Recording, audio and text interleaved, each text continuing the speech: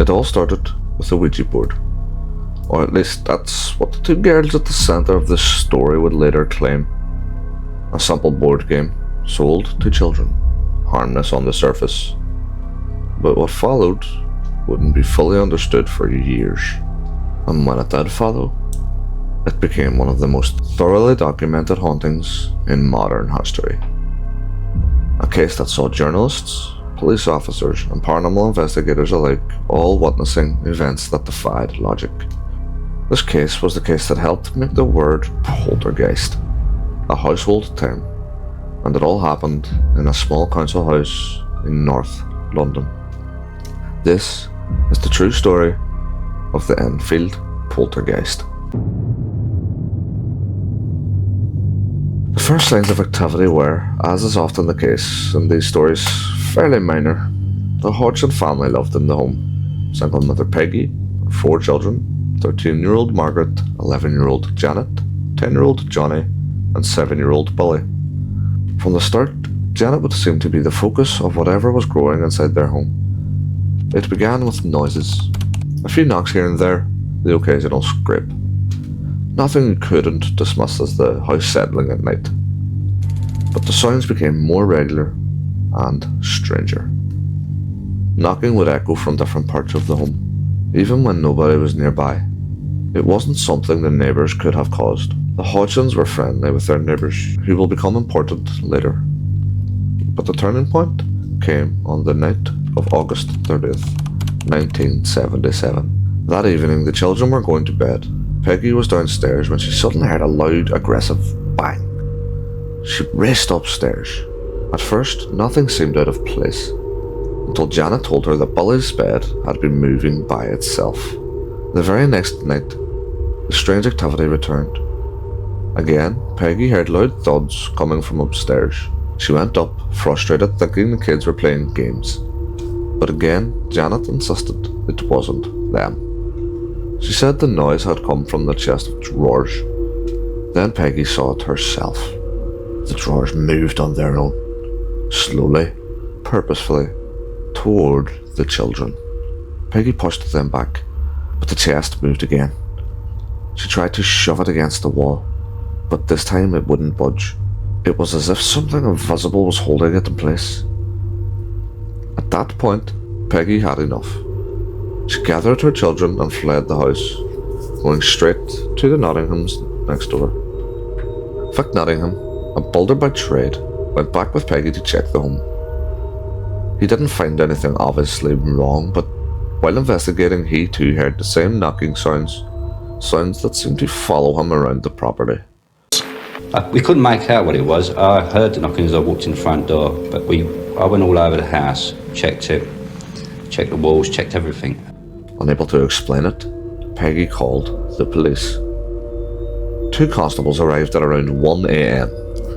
They also heard the knocking sounds, but just as they were preparing to leave, one officer saw a chair wobble and then slide several feet across the floor on its own. It came off the floor, or nearly a ½ inch, I should say, and I saw it slide off to the right, about 3.5 to 4 feet before it came to rest. I checked to see whether or not it could possibly have slid along the floor. I placed a marble on the floor to see whether or not the marble would go in the same direction as the chair did, and it didn't roll at all. I checked for wires under the cushion of the chair, and I could find no explanation at all. She checked the area for wires or slopes, anything that could explain it. And nothing. The marble test showed the floor was not tilted. The event defied all explanation. By now, neighbours and police had witnessed unexplained events. Still desperate for answers, Peggy reached out to the press. The Daily Mirror sent a journalist called Douglas Bence, photographer Graham Morris. They spent the evening alone in their home, while the Hodgsons stayed next door.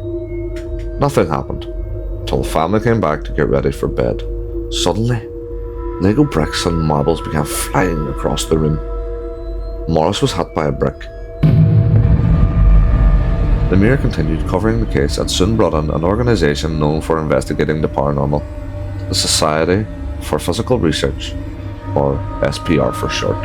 Founded in 1882, the SPR investigates phenomena often dismissed by mainstream science. The SPR sent Maurice Grosse, an inventor and investigator. He took a deep interest in the case, possibly because just a year before he had lost his own daughter, also named Janet. Whatever the reason, Maurice became deeply involved. He returned with reporters a few nights later. Around 1:15 a.m, they heard a loud crash from the guard's bedroom. They rushed in. The guards were asleep, but a chair had been thrown across the room. Maurice was convinced this case was different. But the story hit the front page of the Daily Mirror. BBC Radio 4 even sent a host to spend the night. That evening, the broadcaster witnessed chairs being thrown and beds violently shaking. This case was gaining credibility. These weren't just ghost stories from frightened kids. Reporters, neighbours and police had seen it all firsthand. To assist Maurice, the SPR sent author Guy Lyon Playfair. Playfair and Grosse didn't just drop in occasionally. They visited the house hundreds of times over the next couple of years. Objects continued to fly through rooms, loud bangs echoed through the house. But it was on September 25th that the activity truly escalated. That night, things got so intense that Peggy and the kids fled to her brother John Burcombe's house, just a few doors down. While they were making tea in the kitchen, John's wife, Sylvia, witnessed a toy float in the air and crash onto the counter.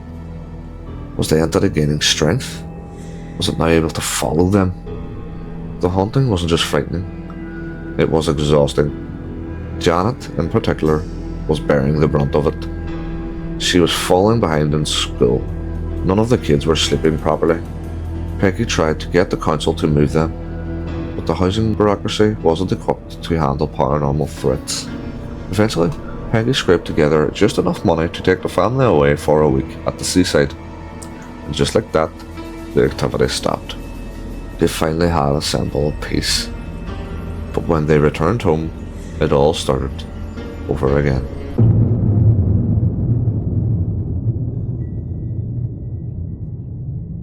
While the family had been away, Maurice had begun trying to communicate with the source of the knocking. When the Hodgsons returned, he began asking questions aloud and recording the responses. Maurice's tapes show hours of knocking responses. 1 knock for no, 2 for yes. Are you the maid spirit? 2 knocks. Did you used to live in this house? 2 knocks. Did you die in this house? 2 knocks. Are you unhappy? 1 knock. Are you here to send a message? 1 knock. Are you playing a game with me? 2 knocks. Then, suddenly, a cardboard box and Apollo flew at his face. By November 12th, things had taken a darker turn. Janet was thrown from her bed. Peggy began leaving notebooks and pens around the house to see if the entity would write. Within 5 minutes, one pad contained a message in unrecognizable handwriting. I will stay in this house. Do not read this to anyone or I will retaliate. That weekend, Janet suffered a violent seizure. The doctor gave her a sedative and she was put to bed. Later, her uncle went to check on her and found her lying on top of her radio in a twisted, unnatural position. After this, the physical phenomena increased. Janet was often found unconscious in bizarre locations. She also began producing drawings, often in a trance-like state. It was a technique she had seen a psychic use in the past. Whatever this was, it was getting stronger. And it wasn't going away. On December 3rd, 1977, another night of Janet seemingly being thrown about her bedroom ended when Maurice heard a strange noise at 1 a.m. A time when the poltergeist's activity was often strongest. He rushed out to the hallway to see Janet sliding head first down the stairs, still asleep. Since Maurice's involvement, the occurrences became more frequent and focused especially on Janet. In early December, the entity appeared to find its voice, sometimes speaking through Janet in a harsh, gruff tone. Maurice managed to record the first instance of this voice on tape. When he challenged the spirit to communicate, at first it responded with dog barks and whistling before finally speaking, identifying itself as Joe. Though the voice remained the same, the entity claiming to speak through Janet would change over time. The barking sounds were remarkable, and Murray said, "I told it that if you can whistle, bark, and groan, then you can talk. I asked it to say my name." To everyone's surprise, it did. "Let me hear you say my name again," Murray surged, and the voice obeyed, growing louder with each repetition.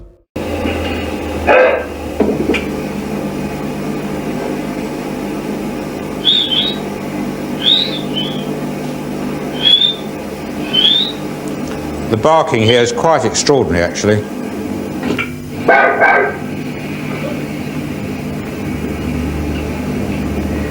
We got a doggy here. I then said to it, "You can whistle." I then, as I said on the tape here, I then said to it, "If you can whistle and bark and groan, then you can talk." And I asked it to actually say my name. Oh, Jackie. Well, just a minute. Right, we'll try again. I want you to call out my name. My complete name. Morris Gross. See if you can do that.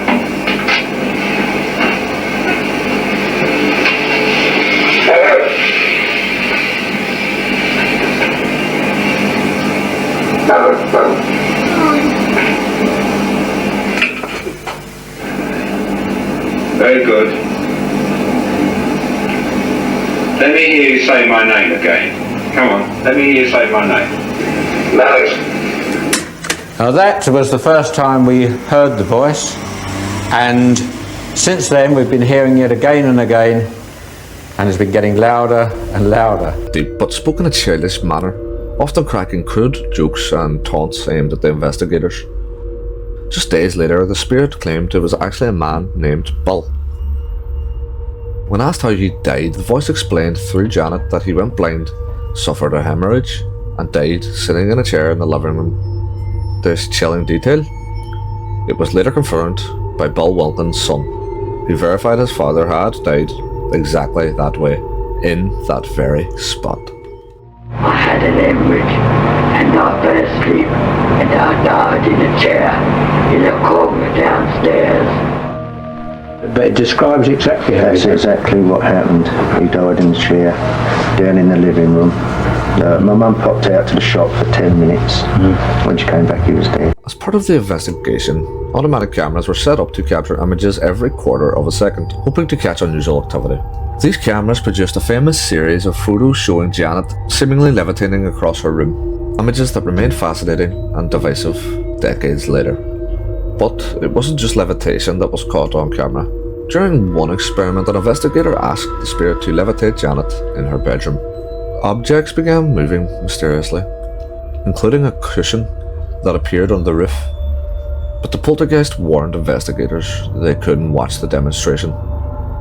Despite this, two passerbys witnessed Janet floating horizontally past the bedroom window, with one even reporting seeing her bang against the glass.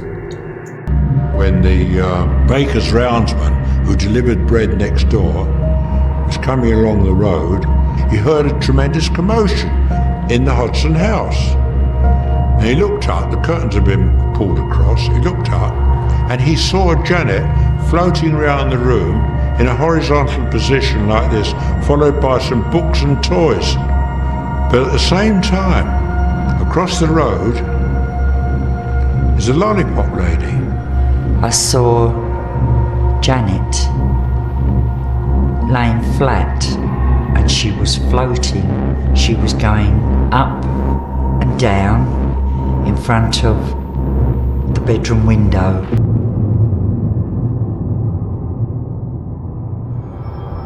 Just days before Christmas, the family's goldfish was found dead, and on Christmas Day, their pet Budgie was also discovered dead. One terrifying incident involved a curtain wrapping around Janet's throat, nearly choking her, though Peggy managed to free her just in time. After nearly 4 months, the paranormal events grew more violent. Messages started appearing in new and unsettling ways. Smeared words on bathroom walls, human excrement spelling out words, and a taped note saying, "I am Fred." Peggy even reported seeing the lower half of a man in old-fashioned trousers walking upstairs. After 8 months of intense investigation, Maurice and Guy took a break, but asked the family to log any further activity. When they returned, they found Peggy's notes detailed over 150 strange incidents. The family began seeing apparitions and experiencing unexpected small fires. Famous paranormal investigators Ed and Lorraine Warren got involved. Though they were renowned for many cases like Amityville and the Annabelle doll, the Warrens' involvement in Enfield was brief, visiting only once in June 1978. The 2016 film The Conjuring 2 dramatises the haunting but exaggerates their role and events. It also suggests that the children faked some occurrences, a common skepticism directed at the case. Many incidents, especially voices and levitation photos, happened with the children present but often out of the investigator's sight. Maurice himself admitted that the children sometimes played pranks, which he felt were typical behaviour during a stressful time, not meant to deceive. To test the voices, Maurice conducted experiments, filling Janet's mouth with water and taping it shut, and astonishingly, the spirit voices still came through. He also argued that the gruff voices came from deep in the throat, that maintaining such a voice for hours without damage would be impossible for any child. Critics say the children were skilled ventriloquists, but Maurice firmly disagreed. He says, "There's no way they could have sustained this voice for hours on end without hurting their throats. No hoarseness, no sore throat, yet they did it for 3 hours at a time." Concerned for Janet's well-being, Peggy arranged for her to stay temporarily with nuns, and later admitted her to a neuropsychology institute for tests. No physical or psychological cause was found, and Janet experienced no paranormal activity during her hospital stay.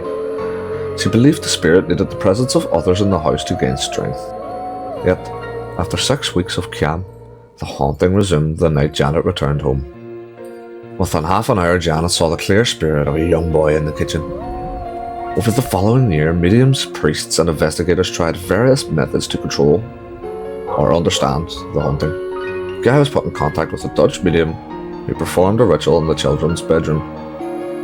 Though no one knows exactly what was done, the activity gradually lessened. The medium said a 24-year-old woman was somehow linked to the haunting, but wasn't sure who she was. Interestingly, the same age as Maurice's late daughter Janet. Though diminished, the haunting didn't end completely. The Warrens returned in 1979 but found the activity far less intense. A priest blessed the home in autumn of 1979, which seemed to reduce the paranormal events even further. But the Hodgson family insists the presence never fully left.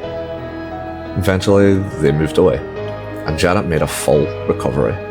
She now admits there are many parts of her experience she can barely remember. Sadly, many involved in the story have passed away, but the tale remains unchanged. Both Janet and Margaret still recount their terrifying childhood experiences, and Maurice Gross passionately defended the investigation's findings until his death in 2006. Whatever you believe, the Enfield Poltergeist case stands out as one of the most well-documented hauntings in history. Numerous credible witnesses, including police, journalists and investigators, came together to paint a vivid picture of the strange events inside that modest North London home.